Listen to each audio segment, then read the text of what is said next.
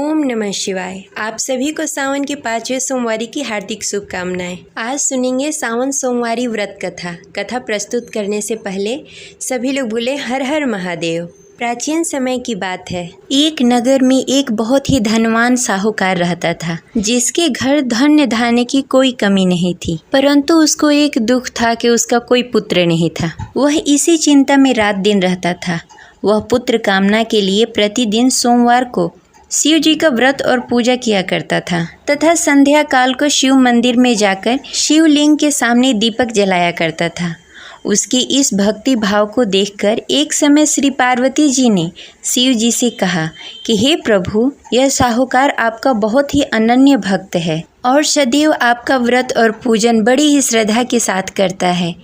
इसकी मनोकामना पूर्ण करनी चाहिए। शिव जी ने कहा, हे पार्वती, यह संसार का कर्म क्षेत्र है। जैसे किसान खेत में जैसा बीज डालता है वैसा ही फल काटता है, इसी प्रकार इस दुनिया में जो जैसा कर्म करता है वैसा ही फल पाता है। पार्वती जी ने अत्यंत आग्रह से कहा, हे प्रभु, जब वह आपका अनन्य भक्त है, उसको अगर किसी प्रकार का दुख है तो आपको अवश्य ही उसका दुख दूर करना चाहिए, क्योंकि आप सदैव अपने भक्तों पर दया करते हैं, उसके दुख को दूर करते हैं। यदि आप ऐसा नहीं करेंगे तो कोई मनुष्य आपकी सेवा और व्रत क्यों करे? पार्वती जी का ऐसा आग्रह देख शिव जी ने कहा, हे पार्वती, इसका कोई पुत्र नहीं है, इसीलिए यह सदैव दुखी रहता है। इसके भाग्य में पुत्र न होने पर भी मैं इसको पुत्र प्राप्ति का वर देता हूँ, परंतु यह पुत्र केवल 16 वर्षों तक ही जीवित रहेगा। इसके पश्चात मृत्यु को प्राप्त हो जाएगा। इससे अधिक मैं और कुछ नहीं कर सकता। ये सभी बातें साहूकार सुन रहा था। इससे उसको न कोई प्रसन्नता हुई और न ही कोई दुख हुआ। वह पहले जैसा ही शिव जी का व्रत और पूजन करता रहा। कुछ काल व्यतीत होने के पश्चात साहूकार की पत्नी गर्भवती हुई और 10वें महीने उसने पुत्र को जन्म दिया। साहूकार के घर में बहुत ही खुशी मनाई गई, परंतु साहूकार उसके 16 साल की आयु जानकर कुछ अधिक प्रसन्न नहीं हुआ। यह बातें उसके घर वालों को मालूम नहीं था। विद्वान पंडितों ने उसका पुत्र का नाम अमर रखा। जब अमर 12 वर्ष का हुआ तो उसे शिक्षा प्राप्त करने के लिए काशी भेजने का निश्चय हुआ। व्यापारी ने अमर के मामा को बुलाया और कहा कि अमर को शिक्षा प्राप्त करने के लिए काशी छोड़ आओ।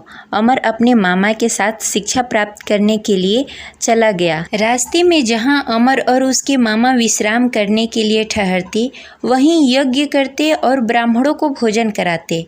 लंबी यात्रा के बाद अमर और उसके मामा एक नगर में पहुंचे। उस नगर में राजा की कन्या के विवाह की खुशी में सभी नगर को सजाया गया था। निश्चित समय पे बारात आ गई, लेकिन वर का पिता अपने बेटे की एक आंख से काने होने के कारण बहुत चिंतित था।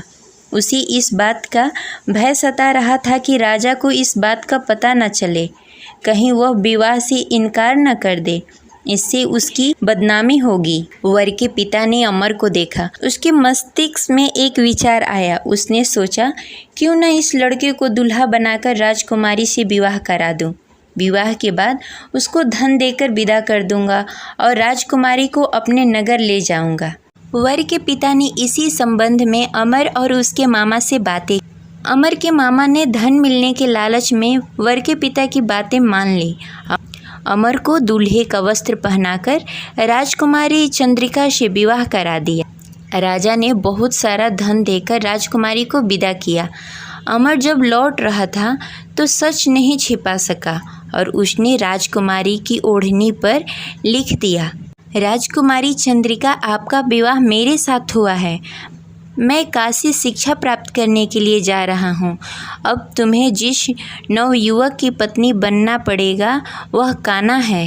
जब राजकुमारी ने अपनी ओढ़नी पर लिखा हुआ पढ़ा तो उसके काने लड़के के साथ जाने से इनकार कर दिया।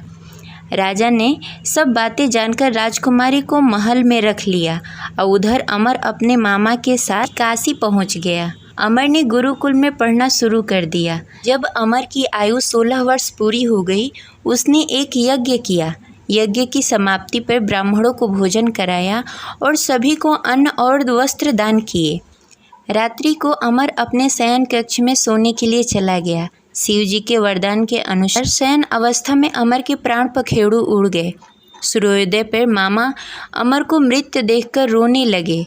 आसपास के लोग भी एकत्र होकर दुख प्रकट करने लगे। मामा के रोने विलापने का स्वर समीप से गुजरते हुए भगवान शिव और माता पार्वती ने सुन लिया। पार्वती जी ने शिव जी से कहा, मुझे इसके रोने का स्वर सहन नहीं हो रहा है, आप इस व्यक्ति के कष्ट अवश्य दूर करें। भगवान शिव जी ने पार्वती जी के साथ अदृश्य रूप में समीप जाकर अमर को देखा तो पार्वती जी से बोला, हे पार्वती, यह तो वही व्यापारी का पुत्र है। मैंने इसे 16 वर्ष तक की आयु का वरदान दिया था। इसकी आयु पूरी हो गई है। पार्वती जी ने फिर भगवान शिव जी से निवेदन किया, हे प्रभु, आप इस लड़के को जीवित करें, नहीं तो इसके माता पिता पुत्र की मृत्यु के कारण रो रो कर अपने प्राण त्याग देंगे। इसके पिता तो आपके परम भक्त हैं, जो वर्षों से सोमवार का व्रत करते हुए भोग लगा रहा है।